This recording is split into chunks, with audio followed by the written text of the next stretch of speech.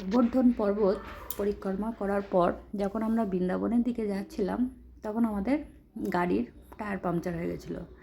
তাই আমরা ওখানে এক জায়গায় বসছিলাম, তাই টায়ার পাংচার ঠিক করলো।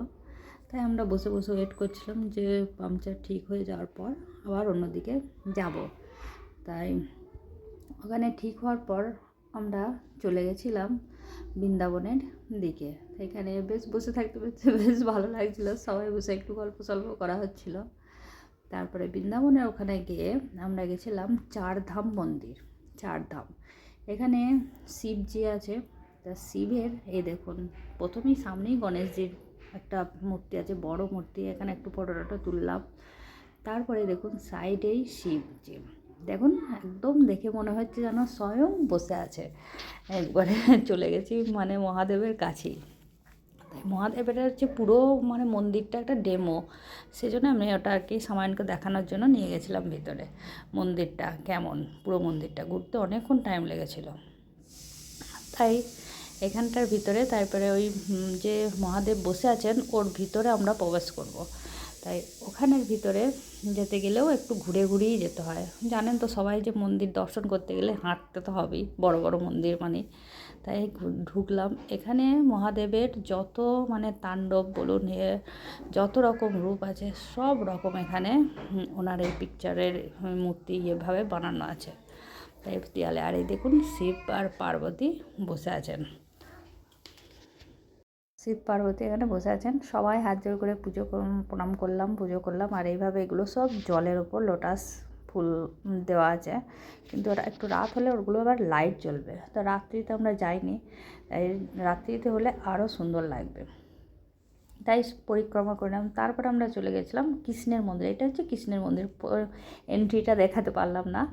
তারপরে এখানে কৃষ্ণের মন্দিরেও কৃষ্ণের যত রূপ আর এত ভিড়। আর এখানে দেখুন সবাই গান করছে মানে কৃষ্ণের, তা সব রকম রূপ। আর এদিকে যমুনার নদী করা আছে, যমুনাজি। তারপরে দেখুন সাইডে গোবর্ধন পর্বত করা আছে, যেখানে যেটা আমরা ঘুরে আসলাম ওটা এখানে ছোট করে বানানোও আছে। তাই সবাই মিলে এখানেও সবাই ছবি তুলছিল।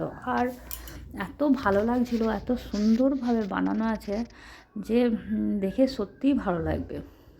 এবার যে মন্দিরেই ঢুকবেন অনেকক্ষণ টাইম লাগবে, মানে প্রচুর বড় মন্দির এটা। যারাই বৃন্দাবন আসবেন অবশ্যই এখানে যাবেন। তাই একটু বসে আবার রেস্ট নিয়ে নিল, সামায়ন ফোয়ারা দেখলো। তারপরে চলে এলাম মাতা রানীর মন্দিরে। এটা গুফা। তা গুফার মধ্যে প্রবেশ করলাম। যেমন বৈষ্ণোদেবীর মন্দির আছে ঠিক ওই রকমভাবেই এখানেও বানানো আছে। তাই আমরা সবাই মিলে মন্দিরের আর মায়ের যত রূপ, সব রূপ এখানে একটা করে মূর্তি তৈরি করা আছে। প্রচুর সুন্দরভাবে বানানো আছে, প্রচুর সুন্দর।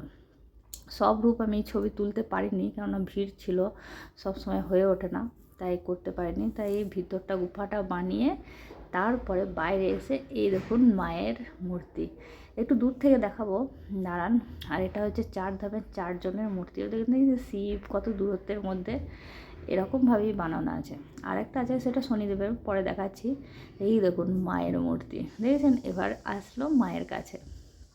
আর দেখুন কত সুন্দরভাবে বানানো আছে। আমি ওর ভেতরেই ঢুকেছিলাম, যে গুফা যেটা বানানো আছে না, ওর নিচেতেই ছিল। তো এইভাবেই বানানো আছে, এত সুন্দর লাগছিল, প্রচুর ভালো লাগছিল।